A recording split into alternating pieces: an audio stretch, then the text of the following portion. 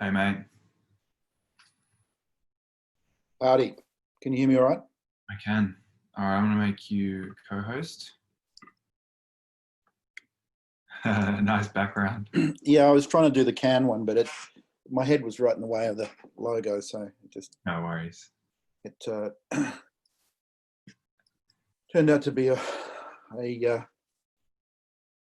waste of time. So yeah, so I've got I made those changes, and I've got the formal wording of the acknowledgement of country. So cool.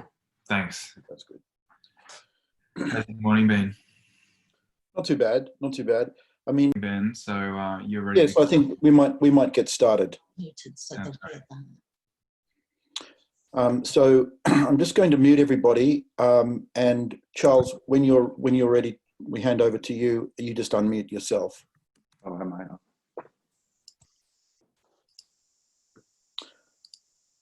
Welcome everybody to the inaugural workshop for the Critical Antiquities Network. I would like to begin by acknowledging the traditional owners of the country on which we meet today, and meeting as we are on the University of Sydney.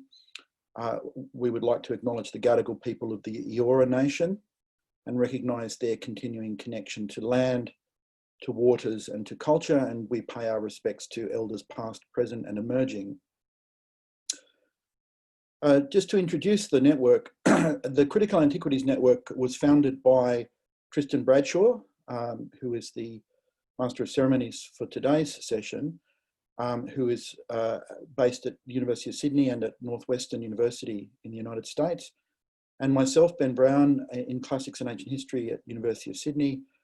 I founded earlier this year to link scholars whose research takes place at the intersection of ancient traditions and contemporary critical theories. For Tristan and myself, the idea of a critical antiquity is that the contemporary critique of modernity and the capitalist present finds its most powerful impetus in its dialogue with the thought and practice of the ancient world.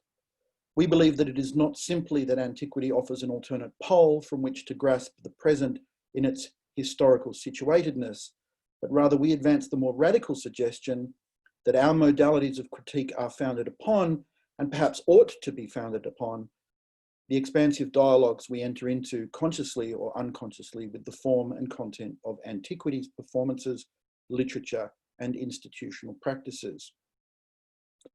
However, our turn to antiquity is not a romantic one.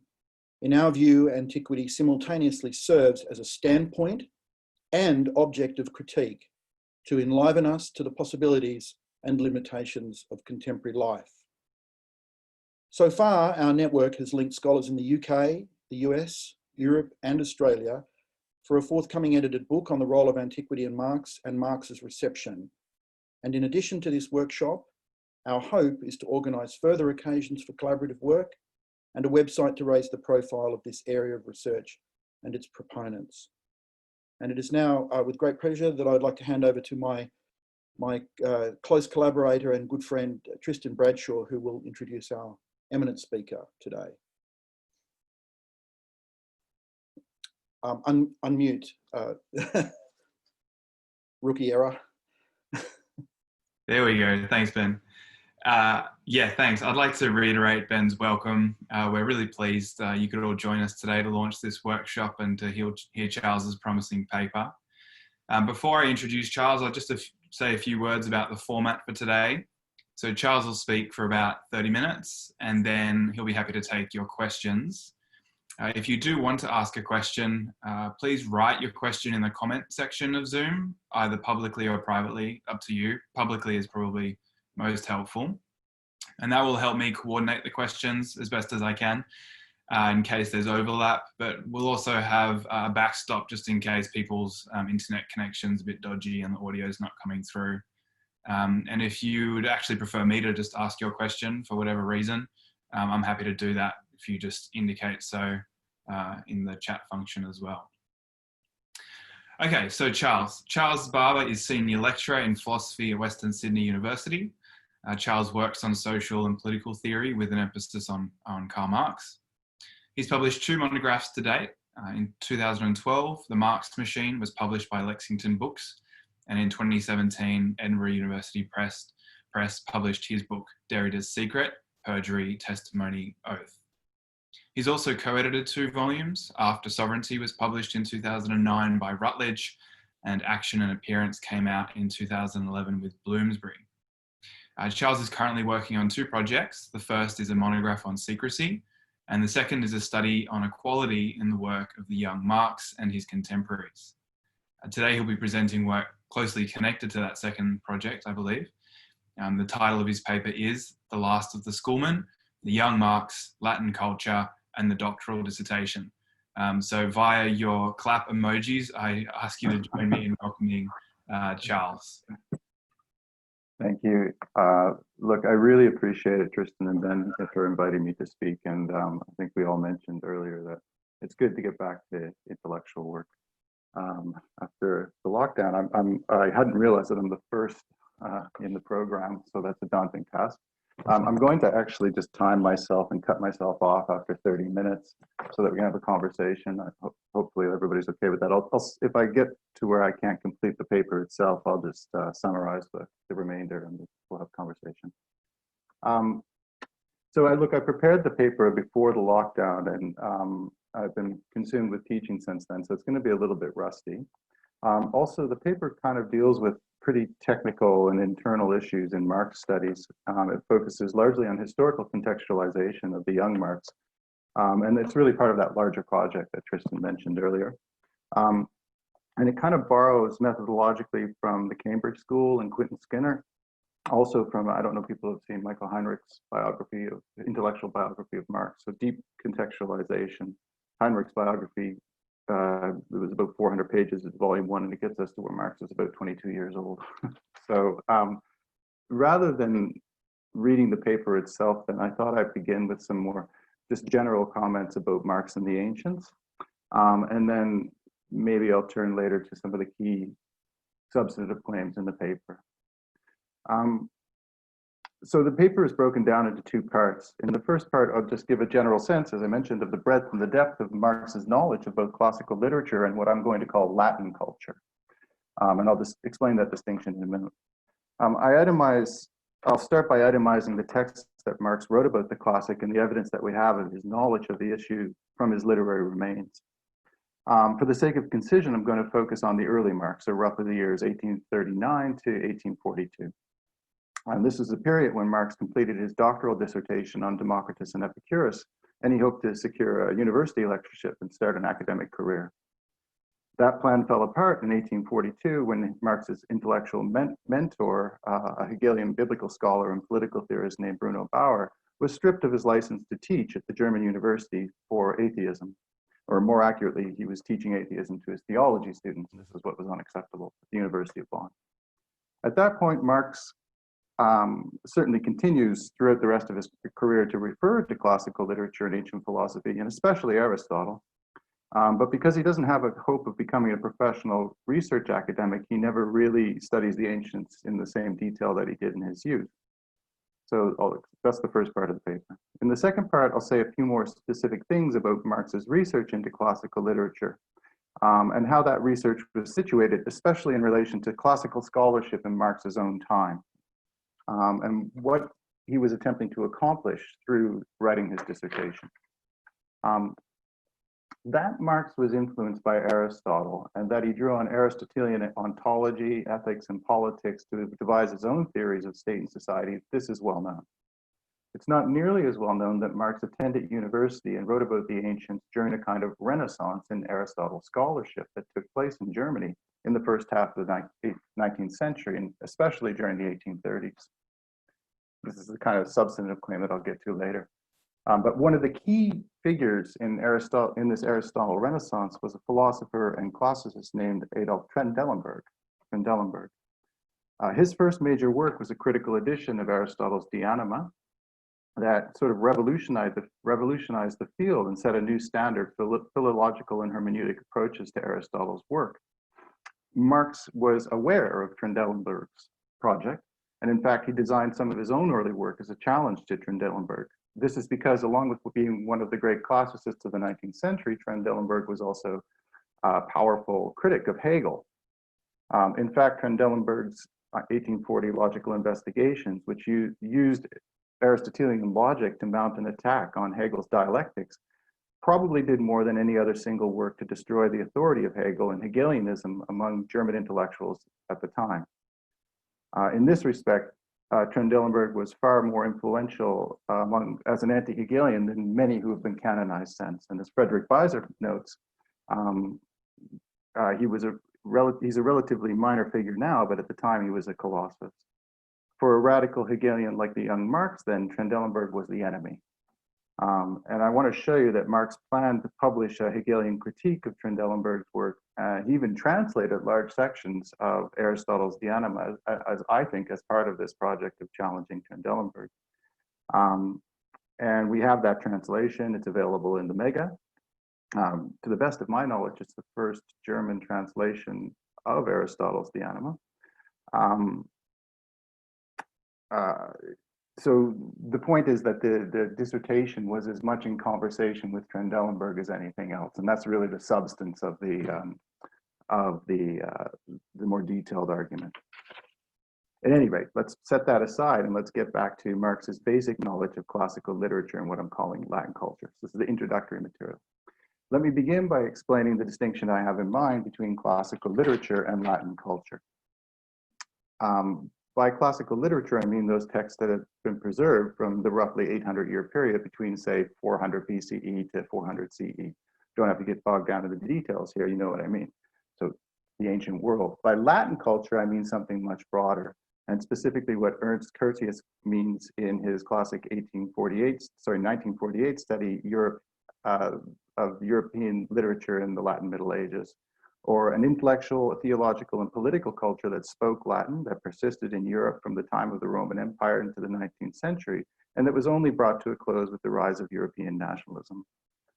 Marx was familiar with the first, or classical literature, and his works are polluted with references to this literature. He also read and spoke Greek and Latin fluently, and he was able to quote countless passages from Greek and Latin texts in the original language with a kind of offhand ease. And this is, but this was because of the second thing, namely Latin culture. Marx was part, I think, of Latin culture. From a young age, Marx attended the gymnasium in his hometown, where he learned Latin grammar. In fact, he would have learned Latin before he learned Greek.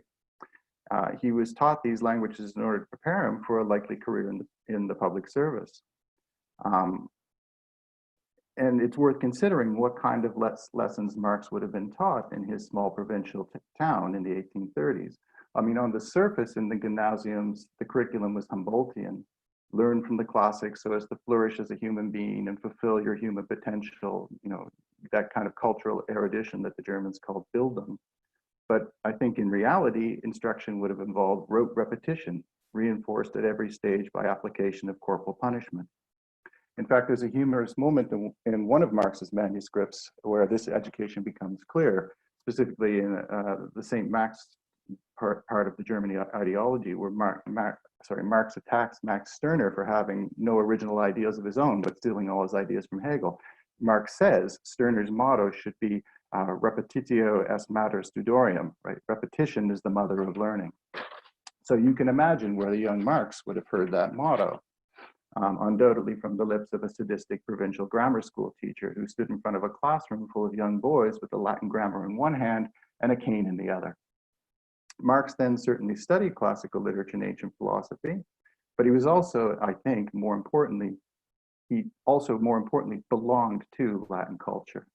So that's what I mean by the title of the paper, The Last of the Schoolmen, which is a phrase I borrow from Richard Tawney's 1927 book, Religion and the Rise of Capitalism, where Tawney kind of claims that Marx's labor theory of value is a sort of late reverberation of Thomas Aquinas's economic theology.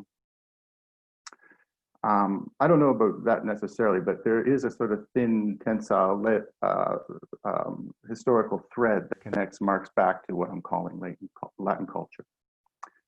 All right, so now let's just get down to the empirical stuff, the specific texts that Marx wrote on the ancient world. So remaining within the bounds of 1839 to 1842, I'll just itemize the text. First, of course, we have Marx's doctoral dissertation on the difference between Democritean and Epicurean philosophies of nature. This is an important document, but as I'll show you, I think it's been misread slightly. Then we have a much larger collection of 7 notebooks that Marx wrote while preparing his dissertation, or what editors have called his notebooks on Epicurus. The title, I think, is misleading because it's really notebooks on classical antiquity in general. In terms of Marx's knowledge of the classics, the scope of the notebooks on Epicurus is astonishing. In them, Marx attempts, among other things, to develop a kind of unique genealogy of philosophy from the time of the pre-Socratics to early Christianity. And he tries to relate this genealogy to the philosophical and theological concerns of his own time. Most of the notebooks then consist of excerpts that Marx copies from original sources in original languages. There's even one place in the notebooks where Marx begins to draft his entire dissertation in Latin, section he calls philosophical aphorisms.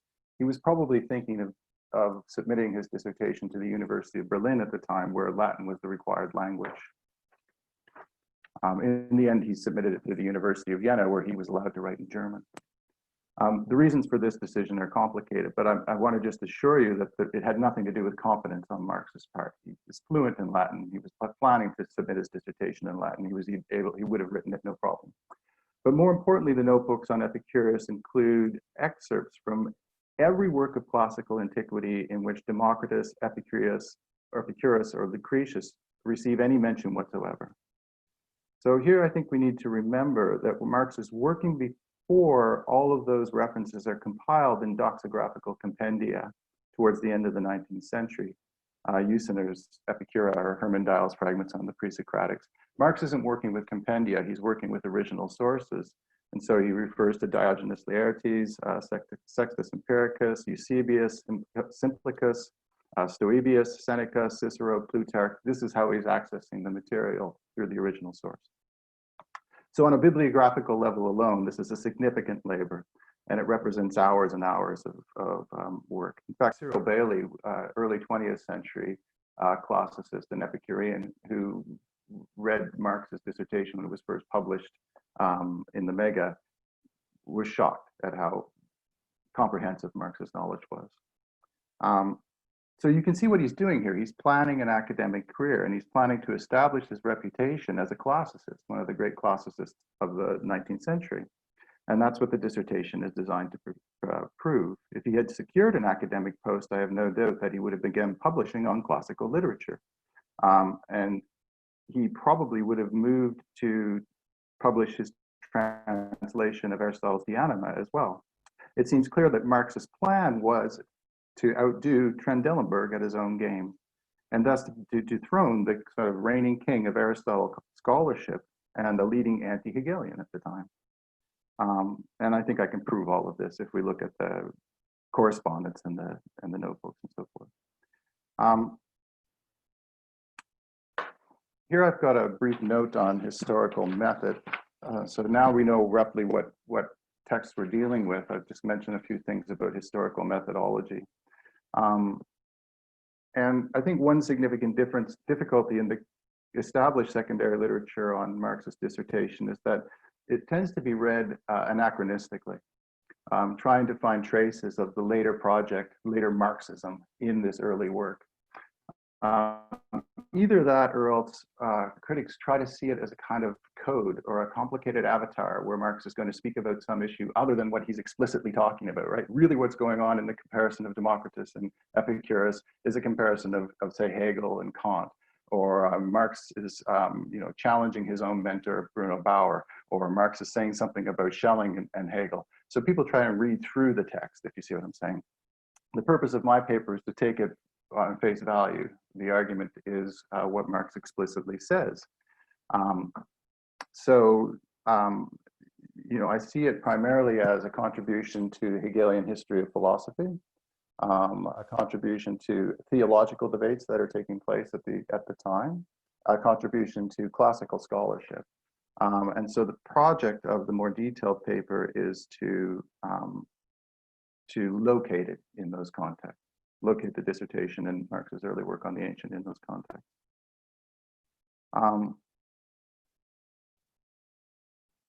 So whatever I'm doing here, I'm trying to root these texts in sort of a rich historical context. So overview with two issues. With that in mind, I'll comment on first two issues. First, I'll discuss the doctoral dissertation itself and try and give you a thumbnail sketch of what Marx argues there. I might say a few things about the notebooks on Epicurus as well, but I don't have enough time to go through them in any detail. And then I might try to say a few things about more detailed things about Marx's relationship with Trendelenburg, because I think that the philosophical struggles that he has with him in the dissertation, especially around the questions of logic and the significance of Aristotle's arguments in that regard, are really important for understanding why the dissertation is important to Marxism more generally. At any rate, the doctoral dissertation. Marx's doctoral dissertation involves what he calls a microscopically close study of Democritus and Epicurus' respective philosophies of nature. There's too much detail to go into here to do any justice, so I'll just limit myself to 3 points. First, Marx's approach to Epicurus' theory of the swerve, or the declination of the atom from the straight line, or what Epicurus calls paranclesis, or Lucretius translates as the clinamen, so the swerving of the atom. Second, Marx's effort to contextualize Epicurus in relation to Hellenist and Roman philosophy more generally, and specifically Marx's interpretation of Hellenist and Roman theories of self-consciousness or subjectivity. And third, Marx's effort to use Epicurus' materialist atomism to intervene into contemporary debates about theology, and specifically to criticize Christianity. I might have a chance here also to say a couple of things about Marx's reading of Plutarch, because that's really central at that moment in the dissertation.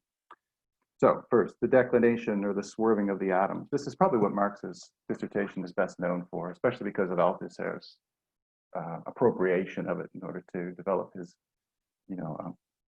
later work. Althusser takes it up as a way of expressing contingency. But Marx's basic thesis is in the dissertation is that while the entire history of commentary on ancient atomism has suggested that Epicurus basically steals Democritus' theory of the atom, or the notion that the hidden substance of reality is an infinite number of atoms falling in a void. In fact, Marx says, Epicurus changes and improves on Democritus' ontology. The key here is the famous theory of the swerving, or the clinamen, or the declination of the atom. So as you know, Epicurus introduces the scandalous notion that reality is conditioned by a moment of absolute contingency. While Democritus' ontology is deterministic, for Epicurus, every so often, for no prior reason, one atom swerves from its downward trajectory and collides with other atoms. This allows Epicurus to explain the phenomena that Democritus can't explain, namely motion and difference and change and appearance. Marx basically says, or argues, that the swerving of the atom is not a scandal. That's the central claim, but it's a logical consequence of any consistent atomist theory. As Marx sees it, if the atom falls downward in the line, then it is not absolutely singular. It's not an atom because it's determined by the line in which it falls. In other words, the atom, in order to be an atom or a singular point, must swerve from its trajectory and come into contact with other atoms. For Marx, this has clear ethical and political implications. The atom is akin to the individual, the subject. In supporting the theory of the swerve, then, Epicurus and Marx are saying that we cannot, as individuals, be individuals unless we swerve away from all external determination, whether natural or social, and in doing so, enter into genuinely free relations with other individuals. That's the central claim in the dissertation. Secondly, concerning self-consciousness, Marx's effort to rehabilitate Hellenist and Roman thinkers.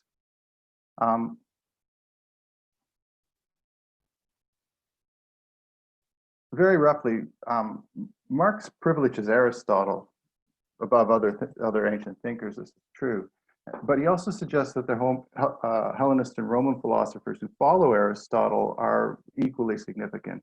Okay, that's really the sort of historical claim that he's making. In fact, Marx explicitly introduces his dissertation as the first part of a planned larger project on the whole sequence of Hellenist and Roman schools of thought, the Epicureans, the Stoics, and the Skeptics. His claim is that while these thinkers are often regarded as corruptions or vulgarizations of the great philosophers of the classical age, Plato, Aristotle, Socrates, in fact, they're crucial.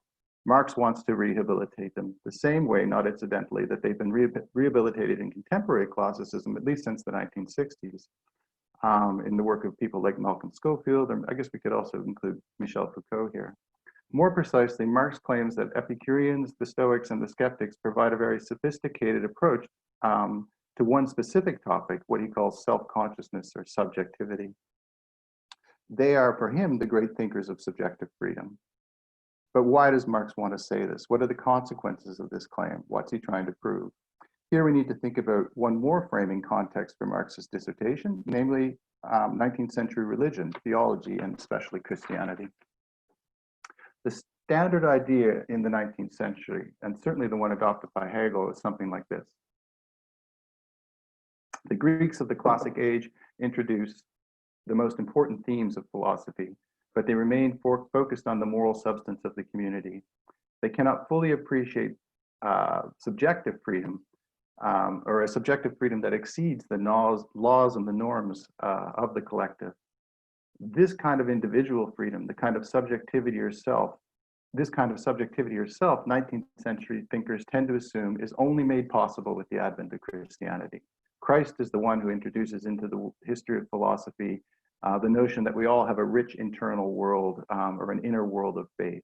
Hegel is adamant in this regard. The Greeks invent philosophy, but Christianity invents the possibility of genuine subjective freedom.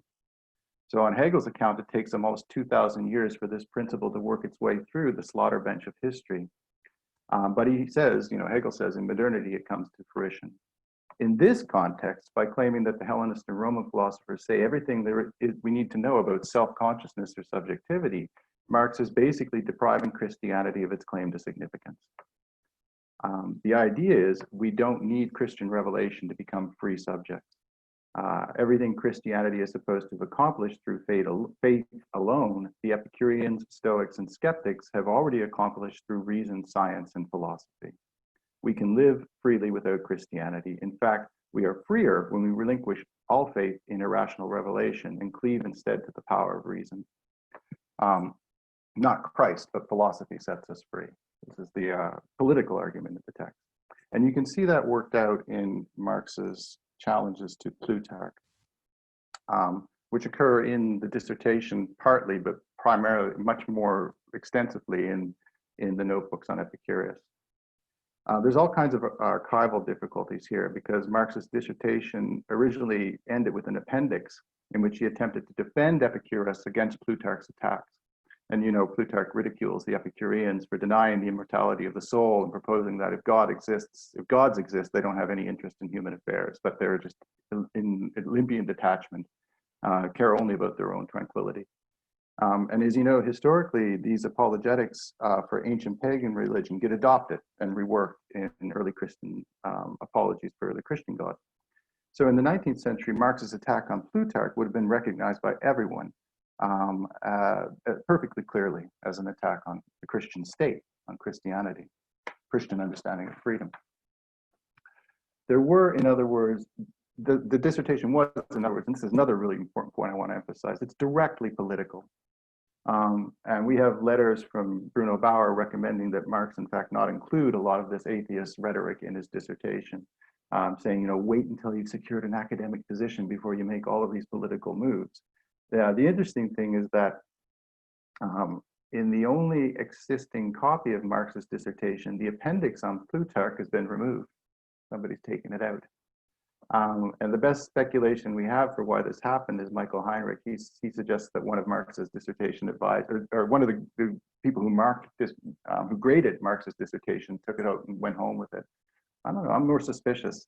I think that people would have realized that it had pretty incendiary consequences. I mean, the consequences of this attack are the Christian state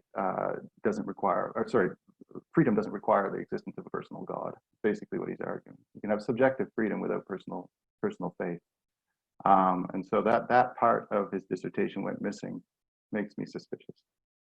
One last thing, I've just got a few minutes left here, maybe 5 or 6 minutes left. So one last thing, just from the notebooks on Epicurus, one more detailed argument from the larger paper. One more sort of precise claim here. Let me read it. So let me now turn to the notebooks on Epicurus, and by way of conclusion, introduce one more precise claim about them, a claim that reveals something important, not only about the way Marx approached the ancients, but also about what Marx's work more generally, and how it relates to its various contexts, and how, in my opinion, it's been often misinterpreted and misunderstood by commentators and critics. There's a long-standing assumption among Marx scholars that Marx borrowed elements of his so-called materialism from Feuerbach. This is supposed to be especially true of Marx's use of the idiom of subjects and predicates in some of his early writings, and especially in the manuscript called The Critique of Hegel's Philosophy of Law. The argument, which has been most systematically set out by Shlomo Avineri, claims that Feuerbach invented Hegel's idealism by inverting Hegel's assumption that the subject is thought or the idea, while the predicate is being or existence. So this reading contends Marx and Feuerbach both claim that, in fact, being is the subject and thought is the predicate. This influence is supposed to have taken place in an essay that Feuerbach published in 1843 called The Provisional Thesis on the Reformation of Philosophy. I propose that all of this is too simplistic. Let me see if I can put this in a more straightforward way. The argument is that Feuerbach influences Marx such that Marx becomes a materialist. I think this is false. The materialism is transparent in the dissertation. There's a moment in the notebooks on Epicurus where this becomes evident. These notebooks are compiled in 1839, 4 years before Feuerbach published what is supposed to have been the decisive provisional thesis. Here, Marx employs this idiom of subjects and predicates to examine Plutarch's anti-Epicurean polemic against Colotes. This is one of Plutarch's most vehement attacks on Epicurean thought. In the passage that interests Marx, Plutarch basically argues that Epicurus' approach to the relation between sensation and appearance and truth amounts to a kind of irrational relativism. I'll try to explain. As you may know, it's a tenet of Epicurean philosophy that if two different individuals perceive the same phenomena differently or ascribe to it different predicates, if one sees the moon as large, another as small, if one sees the sun as warm, another as cool, one sees a man's face on the moon, another no face, if people perceive something differently, then it's a mistake to assume that there's a hidden truth behind these different perceptions. For that leads to what Epicurus calls myth, which can only generate fear and thus disturb the tranquility or ataraxia of the philosophical mind. For his part, Plutarch contends that this tenet amounts to denial of the difference between being and non-being, a basic contradiction known to philosophy since Parmenides. As Marx puts the matter, and here he's paraphrasing Plutarch, if a property changes depending on how it is affected or how it is perceived by different individuals, then it no more is than is not. So that's Plutarch's argument. Marx is going to respond to Plutarch by claiming that this approach fails to account for what he calls the dialectic of sense certainty, by which he means Hegel's demonstration in the opening paragraphs of the Phenomenology of Spirit that our most immediate sensuous experience of a here and now in fact entails a mediated and dialectical relationship between other heres and other nows, or what is here and what is not here. In other words, Hegel's dialectic of sense certainty shows that all perception involves a relation between presence and absence, or being and non-being. As Marx sees it, when Epicurus affirms the difference between sensuous perceptions and of the same phenomena, he is anticipating this aspect of Hegel's thought. That's basically Epicurus anticipates Hegel. Plutarch's objection to Epicurus, on the other hand, reveals the paucity and inadequacy of his approach. As Marx writes, his question alone suffices to show that he does not understand the matter. Marx goes on. He speaks of a fixed being or non-being as a predicate. In other words, he makes the mistake of treating being as a predicate. But, Marx continues, the being of sensuous is not a predicate, not a fixed being or non-being. I'm almost done, I apologize. Instead, and as Marx has just used Hegel's dialectic of sense certainty to show, it's a dynamic relationship between being and non-being. When I separate these, Marx continues, I separate precisely what is not separable in sensuousness. And here's the crucial passage, okay? So this is from the notebook. Ordinary thinking, Marx says, always has abstract predicates ready, which it separates from the subject. All philosophers have made the predicate itself a subject. This is, Marx's break with idealism. Marx means that, like Epicurus, ordinary thinking anticipates Hegel's dialectic of sense certainty. When an ordinary person ascribes a predicate to a subject, she knows perfectly well that the predicate is not exclusive to the subject, that it is not an immediate manifestation of its essence or being, but an abstraction that can be applied or ascribed to countless other subjects. All philosophers, on the other hand, reify the abstract predicate, or one moment within a larger process that is the actual subject. And they treat it as if it was the origin and condition of that process. This is the problem that Marx has with abstraction in philosophy in general. And this is very different from Feuerbach. Marx is claiming that there are no foundational concepts, that the real subject is an ongoing process, and the abstract predicates are its multiple, indeed illimitable determinations. So for our purposes here today, well, why do we care all about all of that Hegelian philosophy? The point is that Marx draws it from his study of the ancients, and especially from his criticism of Plutarch. We can already see Marx's challenge to so-called idealism, his materialism, at taking shape in his earliest work on the ancients. And, to that extent, Marx is not simply the first person to apply modern scientific methods to the study of human society. He was also, and just as much, the last of the schoolmen. That's my conclusion. Thank you, Charles. That was wonderful. So, as I said in the opening, if you do want to ask a question, ideally, I use that term advisedly, please write your question in the comment box or the chat box. Otherwise, you can just write the letter Q there and I'll take questions in turn.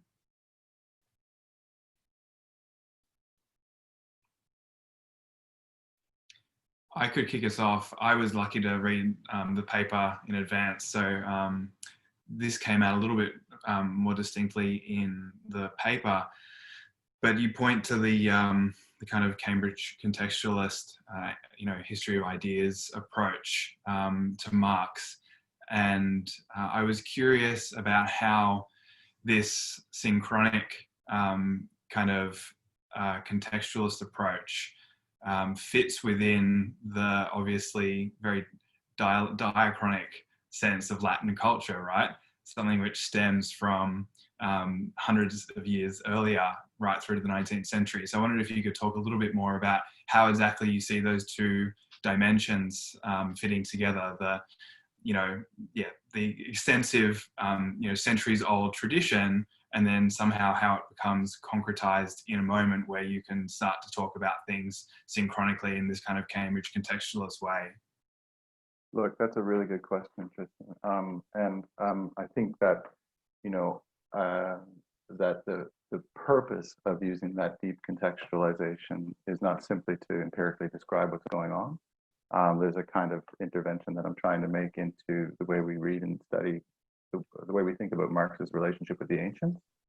And so if I want to locate his dissertation in terms of what I'm calling Latin culture, or this centuries old culture that speaks Latin and that is preparing Marx to be a civil servant, right?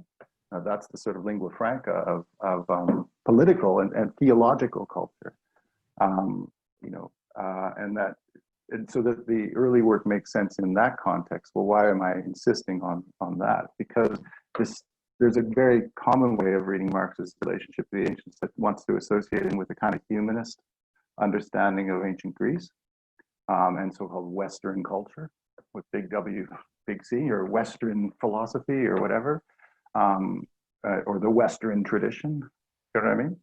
And I want to break with that this notion that there is a kind of, that Marx makes most sense in relation to continuous and progressive narrative about the emergence and development of an idea of the West. I think that the more accurate context is he exists in a more synchronic moment in Latin culture.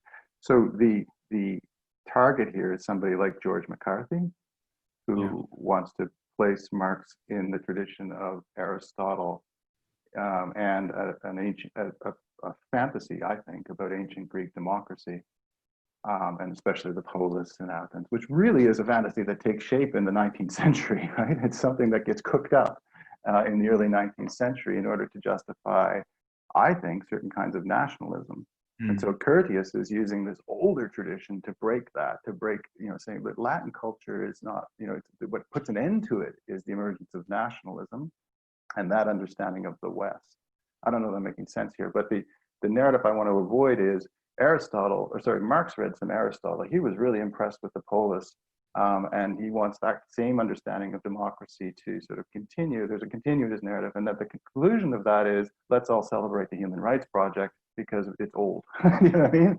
That it makes that there's this sort of simple, progressive narrative that leads from Aristotle to contemporary understandings of rights and democracy, and that Marx belongs there, right? That he belongs in this Western tradition. I just think it's false. And so in order to smash that as best I can, I want to, that's a good question on Kant. I want to place him differently. Yeah. Thanks. Okay, so we'll start with Sharon's question. Knowing absolutely nothing about this, why are Democritus's atoms falling down? Yeah, that's a good question. They're not really falling down at all, are they? There's no up and down in that ontology. It's just a way of getting at the problem to say that. And in fact, we have Epicurus through Diogenes Laertes largely, and that's an issue in Laertes's quotations of the three long letters from Epicurus, and Epicurus points out that point exactly that Sharon's asking, that it won't make sense to talk about these atoms as falling downward, since the ontology doesn't have an up and a down. But the point that Marx is making is, if you have a deterministic atomist ontology, then the atoms are moving in a line, right? But an atom is precisely that which is determined by nothing outside of itself, right? It is a singularity. It is purely self-identical. Well, if it's moving in a line on Hegelian logic, it's determined by the line in which it falls, right? And so Marx's point, straightforward, I'm going to defend Epicurus's theory of the swerve, or the sudden arbitrary random movement of the atom, which is a scandal in the history of philosophy, right? That nothing is uncaused. I'm going to defend that by saying any consistent atomist theory requires precisely what has been presented as scandalous. Right? So you can't be an atomist unless you accept the theory of the swerve. That's Marx's proposition. Thanks. Yes, Anne Newstead asks, did Latin culture survive the dominance of Kantianism, perhaps largely at the gymnasiums? Didn't Trendelenburg play a role in reinstituting the Latin culture at the tertiary level? Yeah, look, I think that's a really good question too. And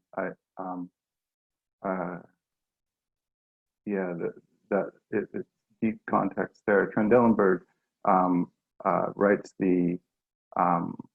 so the Renaissance in Aristotle is in the early 19th century is a reaction against scholasticism in a certain sense, right? The reaction against that Latin understanding, where Aristotle has become this kind of rote, mechanical way of doing logic, right? And so Trendelenburg's a logician. He wants to sort of enliven the Aristotelian tradition by saying, it's not something that you can memorize. It speaks to fundamental questions about ontology and epistemology, right? That we can't just memorize logic, formal logic. We have to see that logic is connected to these more fundamental ontological questions. That's the move that Trendelenburg's making. So it's a reaction against scholasticism, correct? But it's also, Trendelenburg, his edition of De Anima is in Latin, right? And even Kant, I think, is part of this, what I'm calling the Latin culture.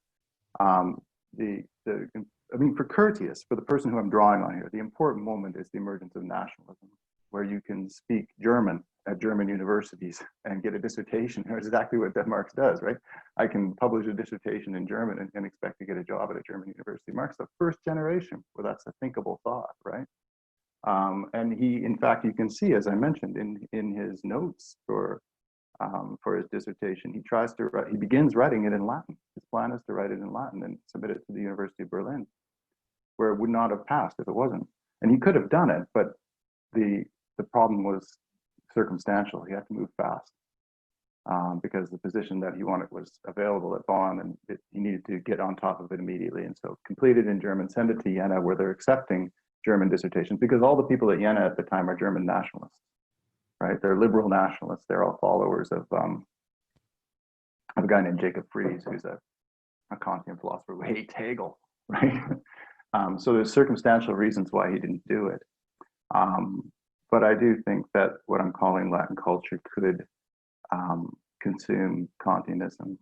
The change isn't Kant's revolution in philosophy. The change is German nationalism after the wars of liberation, and nationalism more generally across Europe. That's what, according to Curtius anyway, that's what puts an end to this much longer stable constellation that he calls Latin culture. Kenny Zellner had a question. Kenny? Yeah, my question, forgive me if it's naive. I guess just part of my naive understanding of Latin culture is, I mean, it seems like,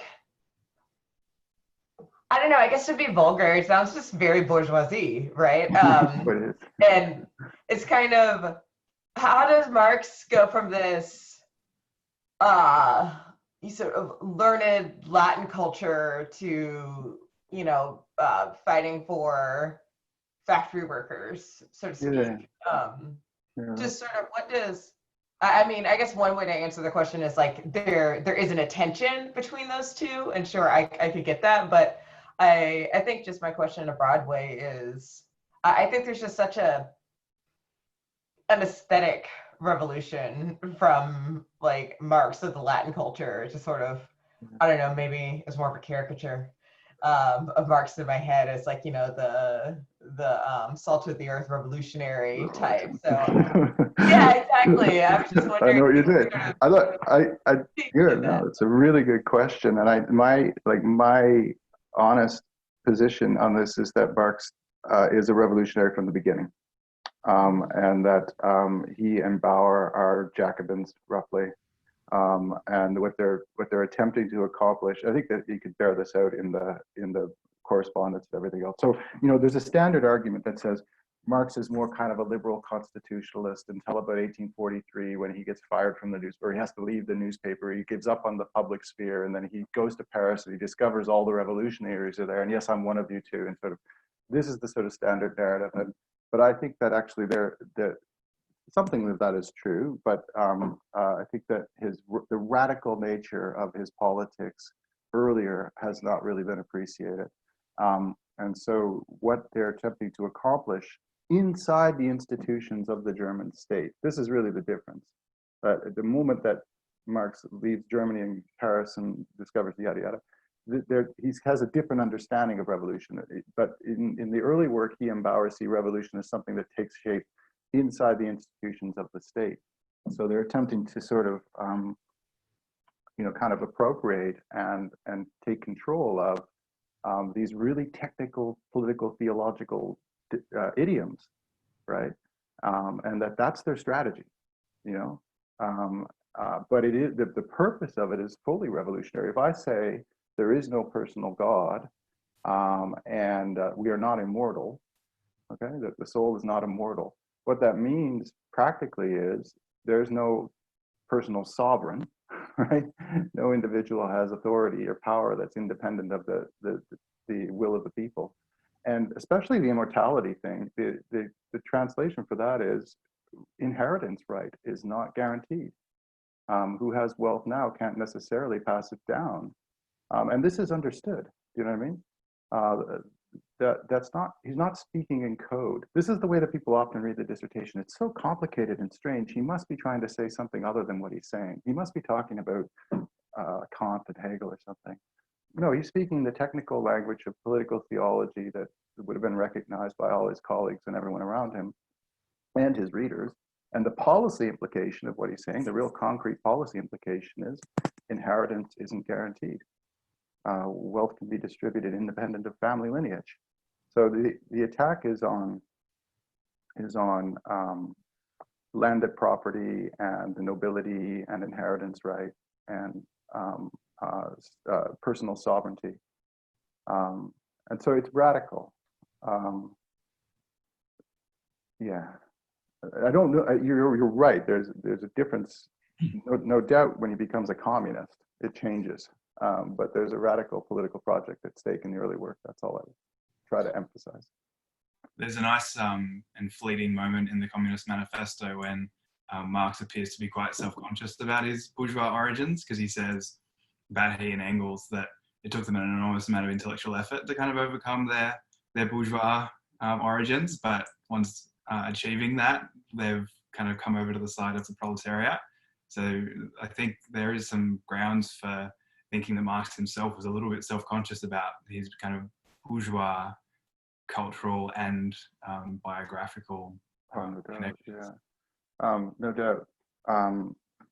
Yeah, I mean, you know, that sort of challenge to utopian socialism, right? That you see in the later work. I think it's available earlier as well. One thing Marx was, if nothing else, was really, really serious. And that's why the seriousness of the study of the ancients. He had no time for sort of, you know, like fantasies about what the world should be like, right? You must work through practical reality, and that in Germany at the time, that means institutional warfare. This is hand-to-hand combat. That's what I want to say. These articles are not abstract problems like, is my soul immortal? No, it's warfare, one struggle at a time in textual form. Marx says that explicitly, you know, in the contribution to the critique of Hegel's philosophy of law, that essay where he turns to the proletariat and he says, I'm now a revolutionary, right? In 1844 or 1843. You know, he says, but what is theory? It's hand-to-hand combat. Mm. And the point is not to be right, the point is to win. Mm. And I think you can see that in his, even in these really abstract documents like the dissertation. And then that goes to the question that you were asking earlier about contextualization. That's why I feel the need to contextualize so closely. Like, you miss the stakes if you see it. Like, political theory, I agree with Quentin Skinner to this extent. Political theory is not a sort of ongoing eternal debate about abstract normative reality. You know, like the normative principles that should run society, and endless, you know, that goes all the way back to Aristotle. It's not, you know, it's warfare, one struggle at a time. And I'm certain that that's the way Marx saw it. And it is the way that it's what he learned from Bruno Bauer, right? Bauer's sort of possibly precise studies of the Gospels, trying to show that they don't refer to historical reality. Today we think, why? At the time, it lost him his job. Yeah. There are some while he's not the revolutionary, you know, while the aesthetics of the proletariat is not there yet, the struggle is there from the beginning. The desire to fight. There are some great questions coming through. Dimitri's flagged. He has a question. Dimitri?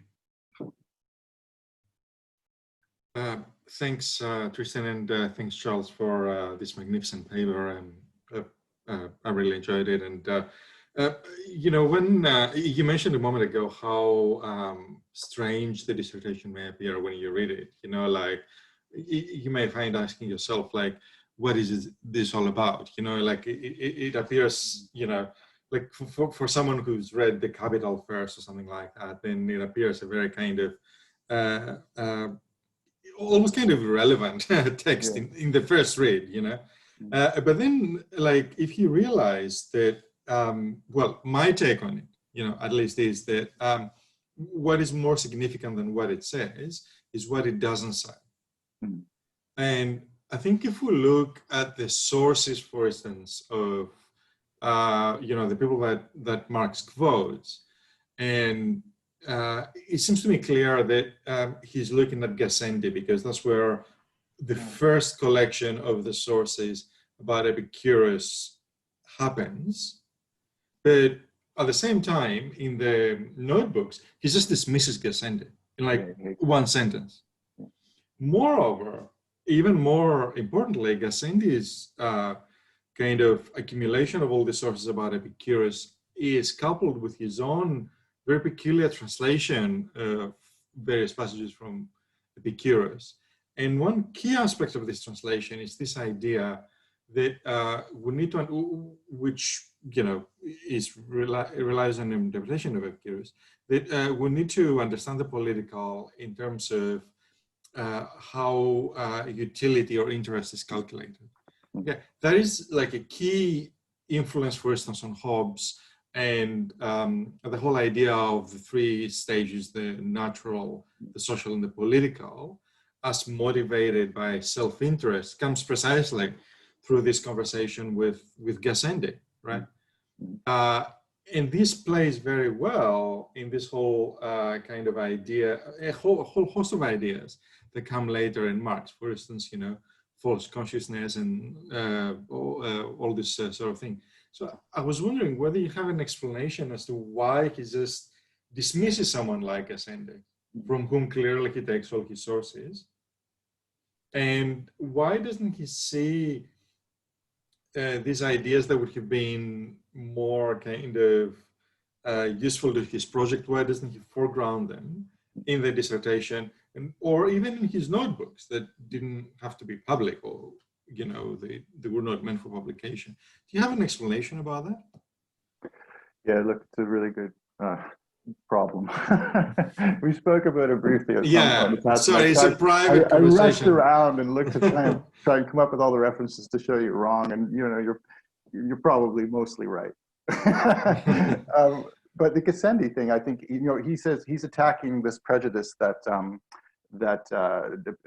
Epicurus is treated as sort of a sort of weak cousin of Democritus, and who introduces this scandal, and like the whole history of philosophy treats it as a scandal. Well, you know, so, and he wants to challenge that sort of established interpretation. Well, in the case of Gassendi, he just accepts the established interpretation. What you've done here, Gassendi, is made Epicurus into a Catholic.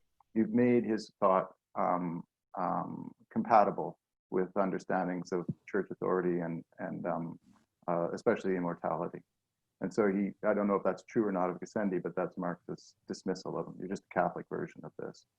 Yeah, that's what I'm saying. I mean, that's an easy way to dismiss Gassendi, but anyone who would have read Gassendi carefully, and he must have, because he takes, his dissertation predates the Unser edition or that collates all the different sources of. Well, I mean, he uses Gassendi for Laertes, yes, but not for all of the other Cicero and Stoebius and all of those other things. He's got the originals.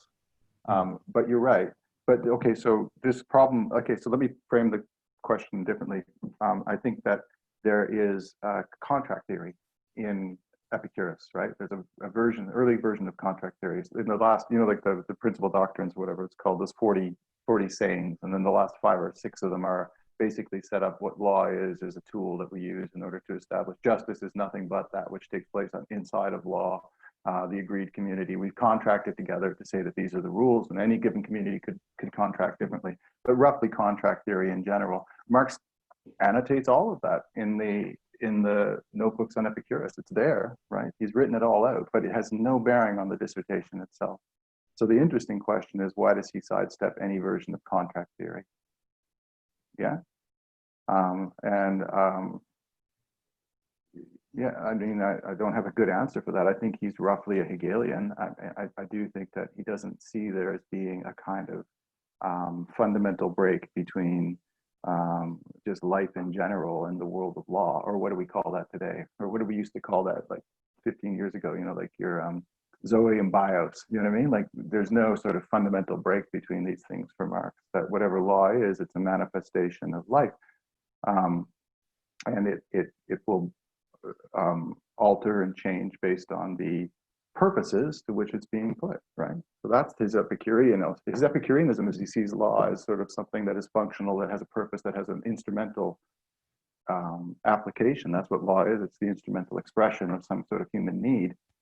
But it is not an imposed order guaranteed by a monopoly on violence. Do you know what I mean? So he doesn't like the contract theory version of it that he that's available to him. He just ignores it.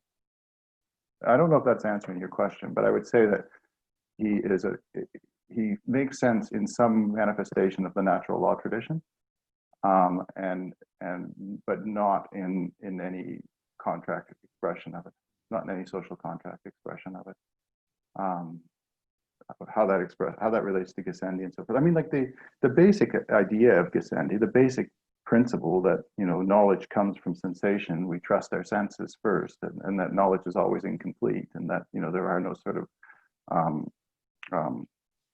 a priori concepts. That Marx accepts all of that. We've got two questions that are quite complementary. So Karen asks, is Lucretius's On the Nature of Things considered an exact representation of Epicurean ideas, or is the poem more Lucretian ideas or takes on the topics of Epicurus? And Kevin relatedly asks, how much does Marx note a difference between Lucretius and Epicurus? Look, the first question, there's probably half dozen people here who could answer better than I can, or maybe more.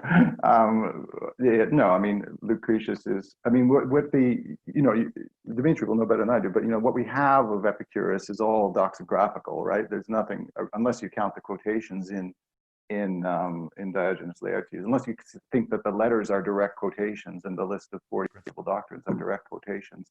So, you know, there's arguments about whether that's the case. But, you know, what we know of Epicurus is doxographical. It's all quotations of him in other people's works, right? And it's, you know, people have gone back and reconstructed Epicurus's thought on the basis of that. My point in the paper is that Marx is working before anybody's done all of that work. Gassendi does it somewhat with Laertes, but it's not all of the work. Marx is working before it's all been done. So he has this kind of like secondhand reconstruction of what it must have been there. And then you have the Lucretian poem, right, on the nature, which is, I don't know, I mean, you classicists will know better than I do to what extent it is supposed to be a rewriting of a book that Epicurus writes called On Nature, right? But it's a poeticized version of it. But those are debates that I can't enter into. The basic idea that Lucretius emphasizes, right, is the idea of the clinomen, or the swerving of the atom, that nothing is determined, nothing is, contingency is a sort of fact of nature, that the future is not established. There is no fate or predestination, right? If that's the sort of emphasis that you find in Lucretius, then yeah, Marx accepts that. He wants to say, you can't be an atomist unless you believe that, right? That's the sort of more aggressive claim that he's making.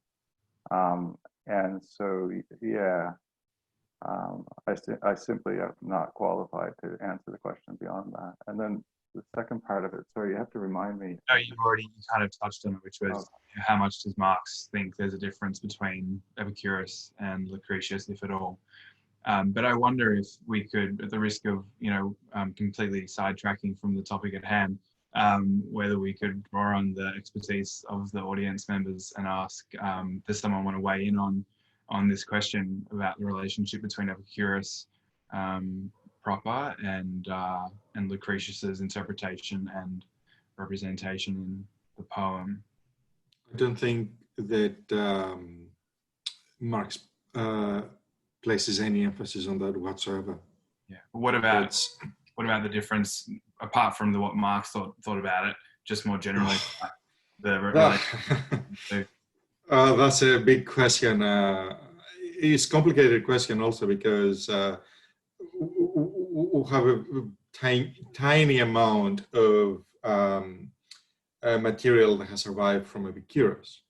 So it's very difficult to say exactly what comes from Epicurus and what is Lucretius' own invention. For instance, just to give one example, the clinamen does not serve, the theory of the clinamen does not survive directly in any of Epicurus' writings.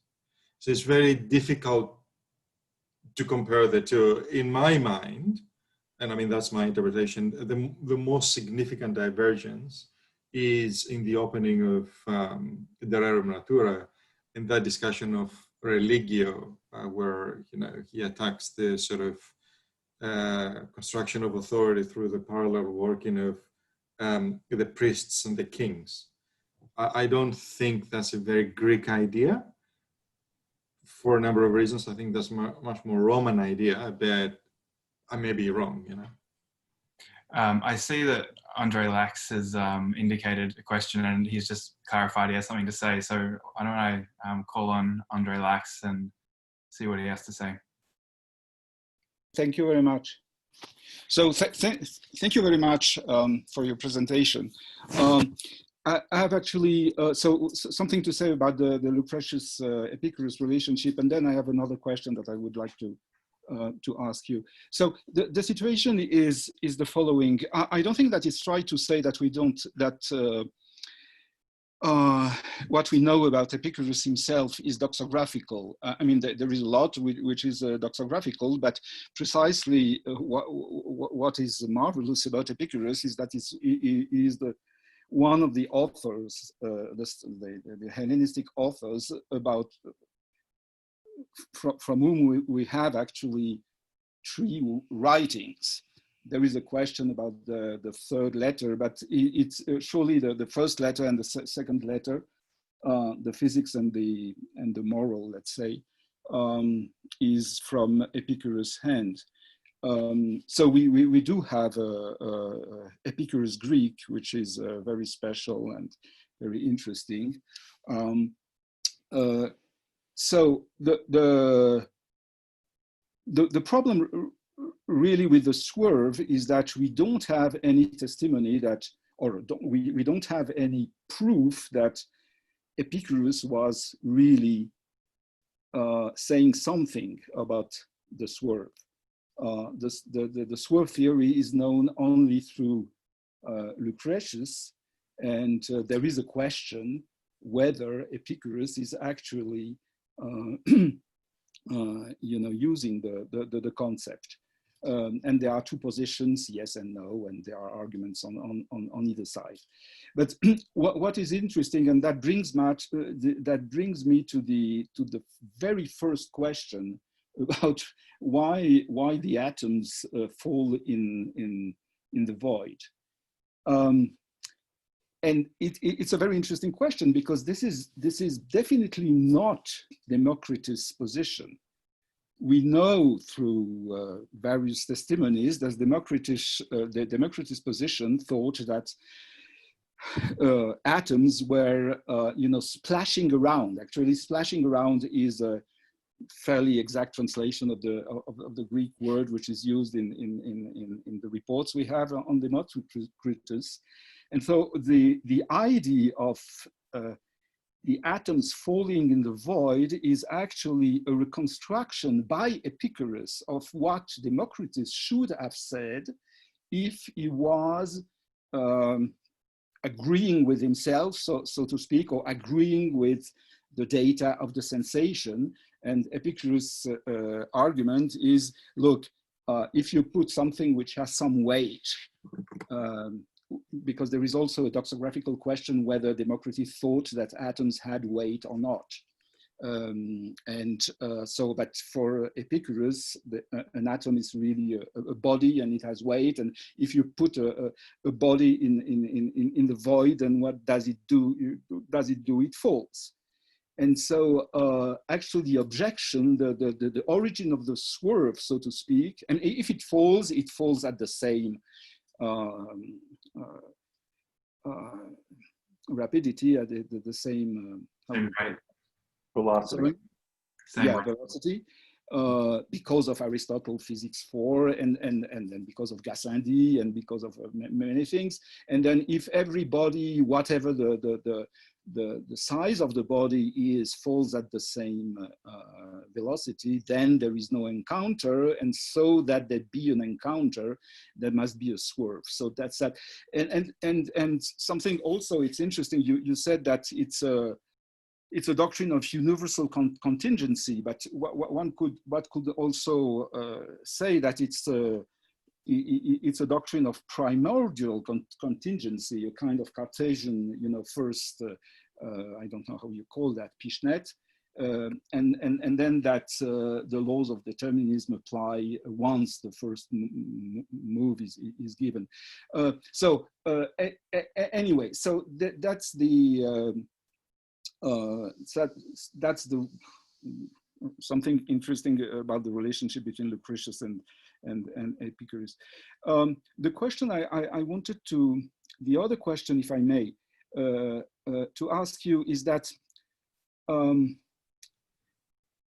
you said twice that Marx was manipulating the original sources, Stobaeus and so on and so on. And that's possible. And then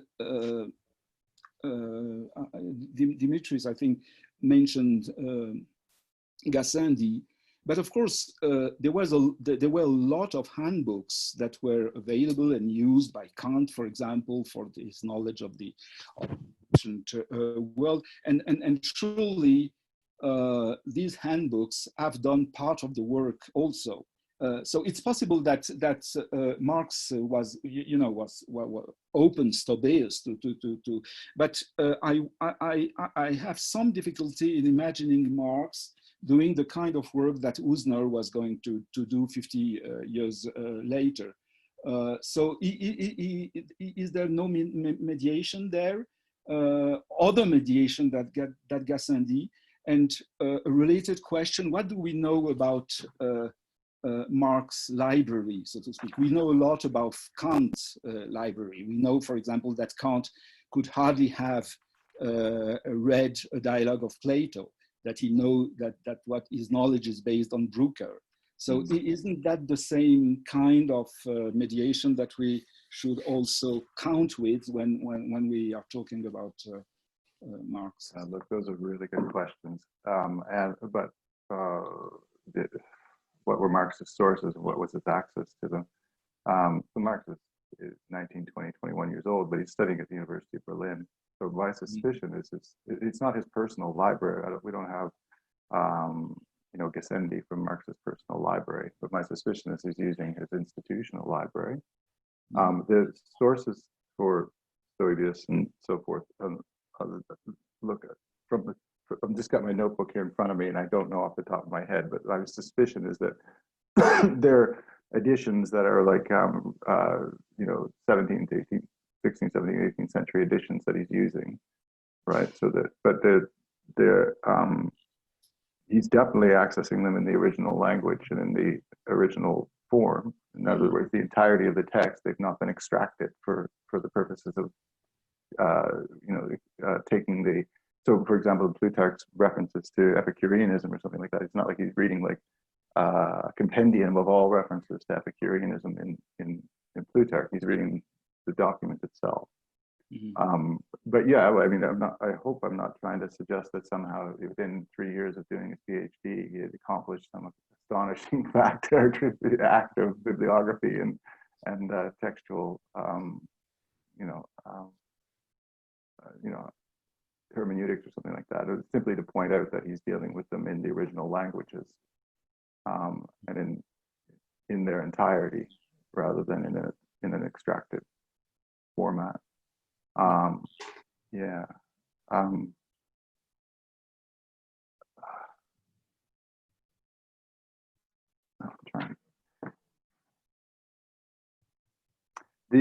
All of the things you were mentioning in the first part of your discussion there are mentioned in the notebooks of Epicurus. The one that I think is worth paying a bit of attention to is one thing that Marx wants. I mean, it is true that Marx has a very Hegelianized reading of the ancients, right? He wants to make sense of them in relation to the Hegelian dialectic, right? That he sees them as somehow, the reason why he's, and by the way, the whole dissertation is not just in praise of Epicurus. He's got all kinds, especially in the later part and stuff on the meteors, he's all kinds of difficulties. He basically argues that Epicurus winds up with a kind of abstract subjectivism, that despite the fact that you're emphasizing the reality of what appears to the senses, ultimately, because you have this theory of ataraxia, where the only final sort of how can you say, like the last resource is to say, well, does it contribute to your tranquility? You know what I mean? Does this knowledge contribute to your tranquility? That's ultimately what the question is. So Marx says this is ultimately a kind of abstract subjectivism. But what he wants to show in the larger project of his reading of ancient Hellenist and Roman philosophers is that the entirety of Hegel's dialectic of self-consciousness can be played out in that philosophy, right, in Hellenist philosophy, without getting to Christianity, without requiring Christianity as the sort of, revelation of subjective freedom. And so that's the sort of political purpose of it, right? So reason and philosophy alone can give you that understanding of subjective freedom and self-consciousness. May I ask a small question about this? But surely in Hegel himself, Hellenistic philosophy is already, subjectivity in a sense, in a new sense. So perhaps it's more linked, I don't remember, it's more linked to Stoicism than to Epicureanism, but basically Hellenistic philosophy is a philosophy of the subject. So how... Yeah, but it's missing, I mean, nevertheless, it's missing the key ingredient of subjective faith in the inner world of subjective conviction. That's Hegel's point, is that Christianity contributes that, where ultimately, I mean, like to put it in true terms, like you're ultimately still stuck in substance, right? Ultimately, you're still stuck in some version of the substance of nature or the community, the norms of the community, or the reality of nature is somehow preventing you from expressing your subjective freedom fully. And you can only get that when you have this inner faith that somehow Christianity contributes. But Marx is across all of that, right? But he's defending, I think he's quite explicitly defending the Hellenist and Roman philosophies against Hegel's effort to sort of insert them into a progressive dialectical narrative. In fact, he says that openly at the beginning of the dissertation. He says, look, if we see the history of philosophy simply in terms of the growth and flourishing, moving all in one direction, then we miss the subtlety of everything that dies within it. So you have to pay attention to what dies out and emphasize that as much as simply seeing this sort of triumphant progress of spirit through history. And so he's returning to something that seems to be a stage in a process, and saying it's not simply a stage in a process. It has its kind of own unique credibility, and that what it gives us is an understanding of freedom that will allow us to, that doesn't require faith in the absolute authority of the sovereign or something like that. So yeah, but the reason why, I'm sorry, I'm getting a little lost in this, but the reason why you mentioned that interesting thing about the qualities of the atoms, about their size and their weight and so forth, and whether they fall downward and all of those issues. That's exactly what Marx fixates on as a Hegelian, right? He says, well, if you ascribe qualities to the atoms, and they're no longer atoms, they're determined by their qualities, right? They're determined by the fact that they have weight and size, and therefore they're different from one another, and therefore they're externally determined. And so he says, like that means that you are ascribing to them predicates, right? And you're using the sort of, you're confusing the relationship between predicates and subjects. And so that's kind of ultimately his criticism of Epicureanism, that it doesn't complete that dialectic of the subject and the object. It doesn't sort of transcend that relationship. Yeah, I don't know if I expressed that well, but he's definitely trying to speak about the issues you've just described in a kind of Hegelian idiom, to say that there's a prediction of Hegel's dialectic here. It hasn't completed itself, but it sort of reveals itself there. So there's a related question, Charles. I think you have more or less answered it, but I'll read it anyways, from James Lay. How could Marx reconcile the accidental collision of atoms in the void with Hegelian ideas of spirit? There is no spirit in atomism, just random collision, aggregation and disaggregation. Yeah, well, I think that's Hegel's interpretation of it, right? But what he's trying to say is this is the emergence of self-consciousness. That exactly what Epicurus represents is the self or the subject contributing to that, random aggregation, right? That it's giving it that it gives it its concept in Hegelian terms, right? It ascribes to that random multitude of determinations some sort of coherent form. And that's a necessary step in the Hegelian dialectic. You can't just have random events in the world and the subject on the other side. That the subject's purpose is to give it the content, give it its form. The multitude of determinations then has some kind of frame, right? So he's proposing that's Epicurus's contribution. It doesn't complete the dialectic, but it recognizes the problem.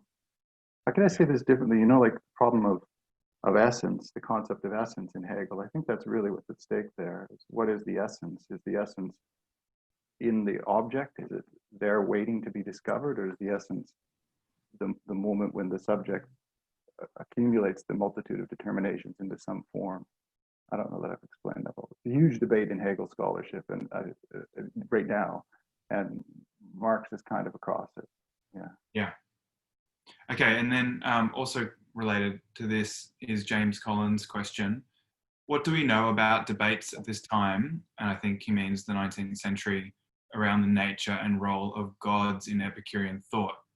Are the gods paradigmatic targets at which we Epicureans should aim, as we as Epicureans should aim, as David Sedley argues, or just more stuff like everything else, as David Constant reads?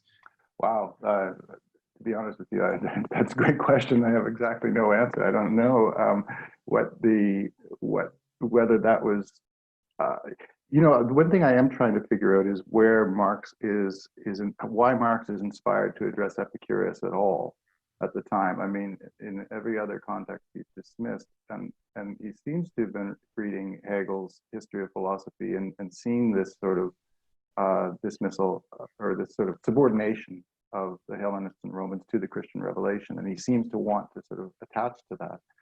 But then there's also, and I mean, this is a more interesting line, is that there's also the longer tradition that Dimitri was pointing out, where Epicureanism from the Renaissance through Hobbes and into the political economists of the 18th century.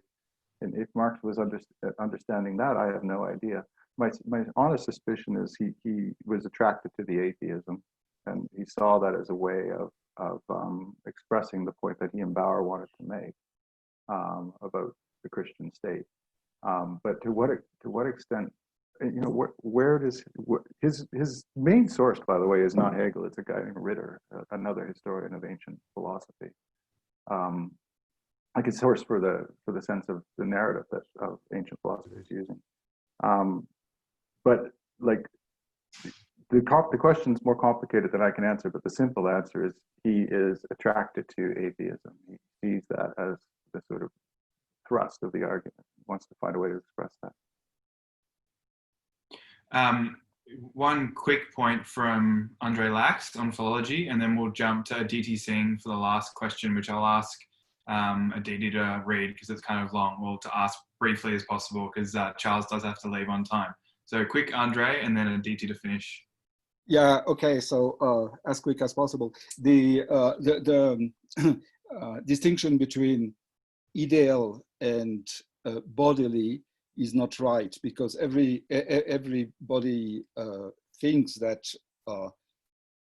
gods in Epicurus are bodies, are made of bodies. The question arises from the fact that in a text of Cicero about the Epicurus, Cicero says that we human are sending atoms to the gods, towards the gods. So they are projections of ourselves a bit further back, right? And that's the ideal part of it. But there is no real opposition between, you see, ideals and bodily living things. So it's a long. And then to finish this off, Aditi, did you want to ask your question quickly? And Charles probably won't be able to fully answer it, but at least we'll have it out on record. Yeah, sorry. I mean, it was already dealt with, and I was thinking through. That's why it looks so long. So yeah, my question was, should I just read it out, because now I'll have to think through again. Sure.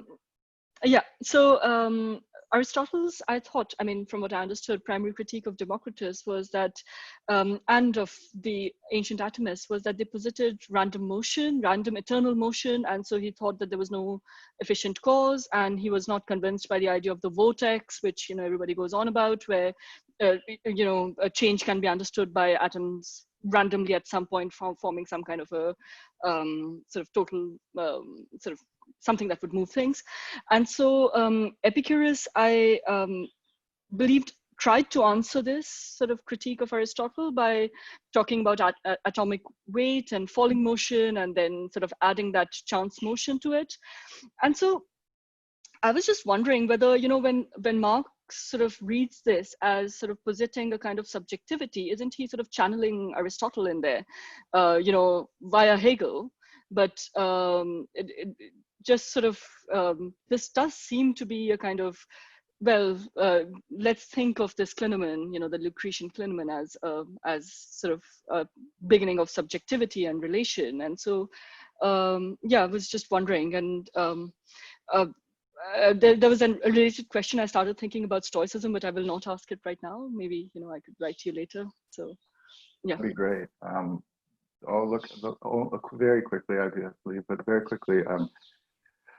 What Marx likes about Epicurus in relation to Aristotle is an idea that you can have multiple cause, or that you don't need to fixate on single causes. And so that the idea of a multiplicity of possible sensational experiences, and that all of them can be affirmed without looking for a deep fundamental cause. The basic idea is that if you're looking for a single original cause, then you're caught up in the world of myth. What appears to the senses is sufficient for us to be tranquil that our knowledge is valid. Do you know what I mean? And we don't need to sort of try to suss out a single hidden original, cause. And that's the kind of pluralism, or let's say some kind of relativism, that Marx is attracted to. And he thinks that if you follow the Aristotelian line, you're ultimately going to wind up with theology, which he's not comfortable with. I don't know if that answers your question. It'd be great if you could send it to me in an email, and I'll try and see if I can respond. We'll have to wrap up because Charles has got to go to a meeting. But thanks so much, Charles. This has been a really invigorating meeting, and we appreciate your time and your. Look, I so much appreciate everybody who came, and it's great to see so many people I know and to hear so many great ideas. Hopefully, I'll be able to develop a paper based on this. And we're looking forward to it coming out. Thanks, Charles. Cheers. And thanks everyone, and I hope you can join us again in the future. Stay well, everybody. Thanks a lot. Bye now.